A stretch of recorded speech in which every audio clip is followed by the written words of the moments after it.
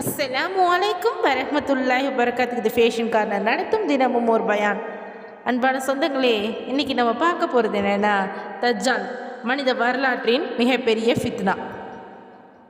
ஒரு காலம் வரும், அந்த காலத்தில் உண்மை பேசுவன் பொய்யன் என்று அழைக்கப்படுவான், பொய் பேசுவன் உண்மையன் என்று அழைக்கப்படுவான்.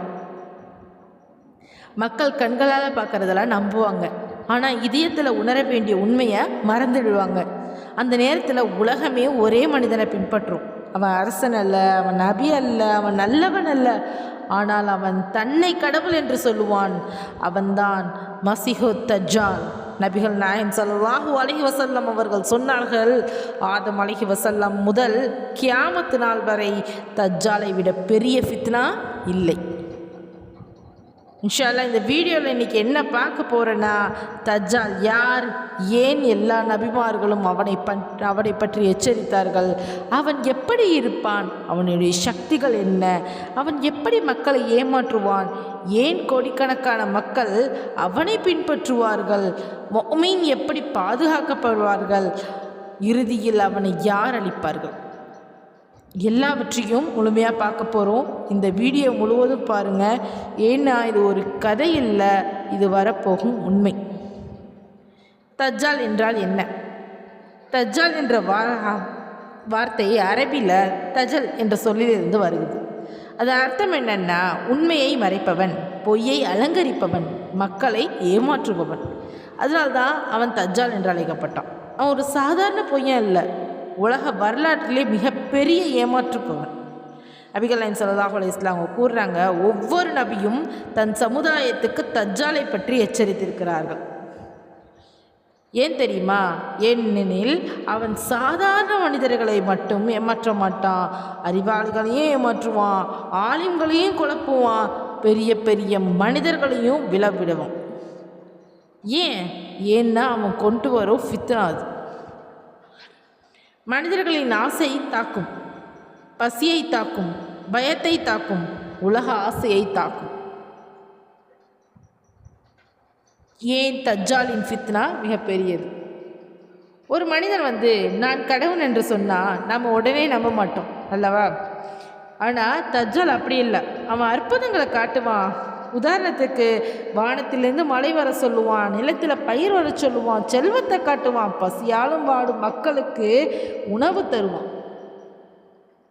அப்போது மக்கள் என்ன நினைப்பாங்களா, இவனோட சக்தி இருக்குது, அப்படி என்றால் இவனுக்கு தான் கடவுள். அது சோதனை தான். இன்று கூட மக்கள் உண்மையை விட கண்களுக்கு தெரியும் விஷயத்தை மட்டுமே அதிகமாக நம்புகிறாங்க. அதனால்தான் தஜ்ஜாலுடைய ஃபித்னா மிகப்பெரியது. தஜ்ஜாலுடைய உருவம் எப்படி இருக்குன்னா, நபிகள் நாயகம் ஸல்லல்லாஹு அலைஹி வஸல்லம் அவங்க சொல்கிறாங்க, தஜ்ஜாலை மிக தெளிவாக விவரிக்கிறாங்க. ஏன் தெரியுமா? முஃமின்கள் அவனை அடையாளம் காண வேண்டும் என்பதற்காக. தஜ்ஜாலுடைய அடையாளங்கள் என்னென்னா, ஒரு கண் குருடு, மற்ற கண் வீங்கிய திராட்சை போல இருக்கும், சிவப்பு கலந்த வெள்ளை நிற தோல் அவர், பெரிய உடல், சுருள் முடி, அகலமான நெற்றி, அதிலும் மிகவும் முக்கியமான ஒன்று, அவருடைய நெற்றியில் காஃபீர், அதாவது காஃபீர் என்று எழுதப்பட்டிருக்கும். அது முஃமின்கள் மட்டும் படித்து விடுவார்கள். நபிகள் நாயகம் ஸல்லல்லாஹு அலைஹி வஸல்லம் அவங்க சொல்லிறாங்க, எழுத்தறிவு இல்லாத முஃமினும் அதை படித்து விடுவான். இதிலிருந்து என்ன புரிகிறது? இது சாதாரண பார்வை அல்ல, அல்லாஹ் தரும் நூறால் பார்க்கப்படும் உண்மை. தமீம் அத்தாரி ரலியல்லாஹு அன்ஹு அவர்களுடைய சம்பவம் இது மிகவும் அதிசயமான ஹதீஸ். ஒரு நாள் தமீம் அத்தாரி ரலியல்லாஹு அன்ஹு அவர்கள் நபிகள் நாயகம் ஸல்லல்லாஹு அலைஹி வஸல்லம் அவர்களிடம் ஒரு சம்பவத்தை கூறினார்கள். அவர்கள் கடலில் பயணம் செய்தார்கள். அப்பொழுது கடுமையான புயல், கப்பல் வழி தவறி பல நாட்கள் கடலில் அலைந்தார்கள். பிறகு ஒரு தீவுக்கு சென்றார்கள். அங்கே முழுக்க முடி நிறைந்த ஒரு விசித்திரமான ஜீவி, அது பேச ஆரம்பித்தது. நான் ஜஸ்ஸாசா. அது அவர்களை ஒரு இடத்துக்கு அழைத்து சென்றது. அங்கே சங்கிலியால் கட்டப்பட்டிருந்த ஒரு பெரிய மனிதன், அவன்தான் தஜ்ஜால். அவன் கேட்ட கேள்விகளை பாருங்கள். நபி வந்துவிட்டாரா? அவர் மக்காவில் இறங்குகிறாரா? மக்கள் அவரை பின்பற்றுகிறார்களா? இதிலிருந்து என்ன தெரிகிறது? அவன் வெளியே வர காத்திருக்கிறான். அந்த சம்பவத்தை கேட்ட நபிகள் நாயகம் ஸல்லல்லாஹு அலைஹி வஸல்லம் அவங்க தமீம் சொன்னது, நான் உங்களிடம் கூறிய விஷயத்தின் சரியாக இருக்கிறது என்று சொல்கிறாங்க. தஜ்ஜால் எங்கேருந்து வருவான்? நபிகள் நாயகம் ஸல்லல்லாஹு அலைஹி வஸல்லம் அவங்க சொல்கிறாங்க, தஜ்ஜால் கிழக்கு திசையிலிருந்து வருவான். குறிப்பாக குராசான், இன்றைய ஈரான், ஆப்கானிஸ்தான், மத்திய ஆசியா போன்ற பகுதிகளில் தொடர்புடைய இடம். அவனை முதலில் பின்பற்றுவர்கள் யூதர்கள், பெண்கள், உலக ஆசையில் மூழ்கியவர்கள், பலவீனமான ஈமான் கொண்டவர்கள். நபிகள் நாயகம் ஸல்லல்லாஹு அலைஹி வஸல்லம் அவங்க சொல்கிறாங்க, ஒரு மனிதன் காலை முஃமினாக இருப்பான், மாலை காஃபிராக மாறிவிடுவான். அவ்வளவு பெரிய சோதனை. தஜ்ஜாலுடைய சக்திகள் எப்படி இருக்கும்? இது மிகவும் முக்கியமான பகுதி.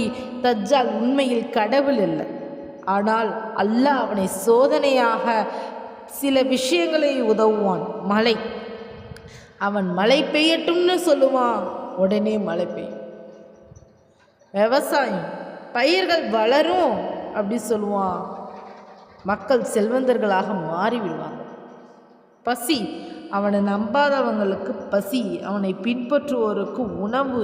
அப்போது மக்கள் உணவுக்காகவாச்சும் அவனை பின்பற்றலாமே அப்படின்னு நினைக்க ஆரம்பிப்பாங்க.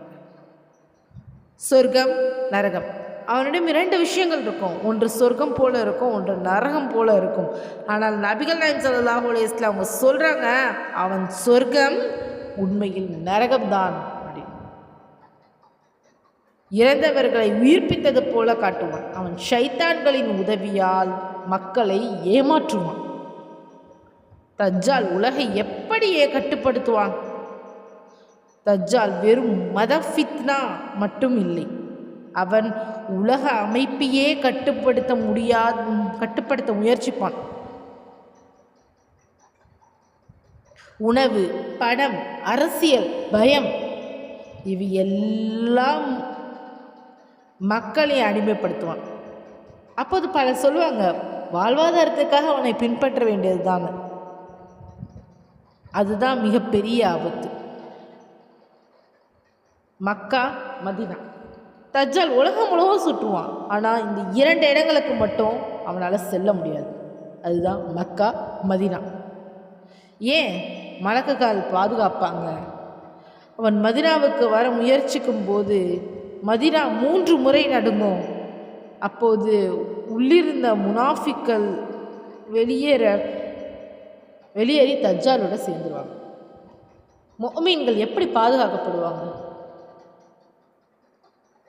நபிகள் நாயகம் ஸல்லல்லாஹு அலைஹி வஸல்லம் அவங்க பல வழிகளை கற்று தந்திருக்காங்க.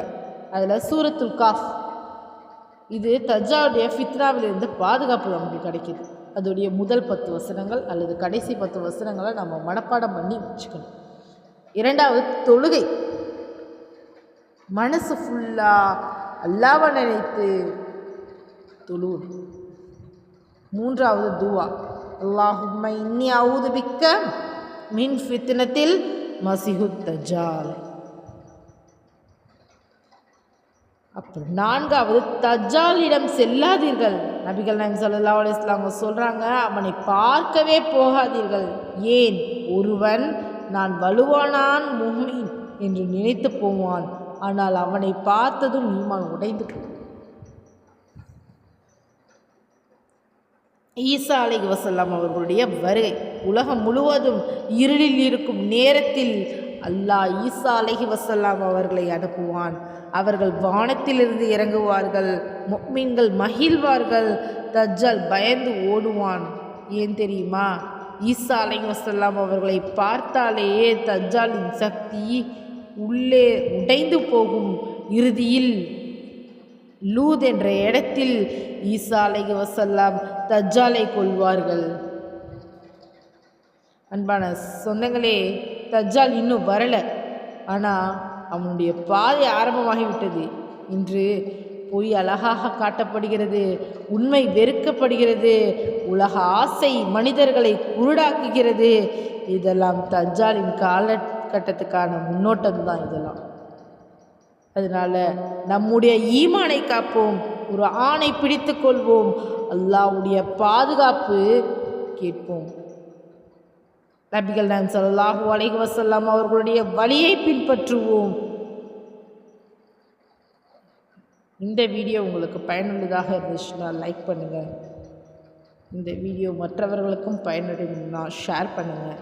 இந்த வீடியோவில் உள்ள கருத்துக்களை பற்றி கமெண்ட் பண்ணுங்கள். இன்ஷா அல்லாஹ் அடுத்த வீடியோவில் வேறொரு அழகிய தலைப்புடன் உங்களை சந்திக்கிறேன். அஸ்ஸலாமு அலைக்கும் வரஹ்மத்துல்லாஹி வபரகாத்துஹு.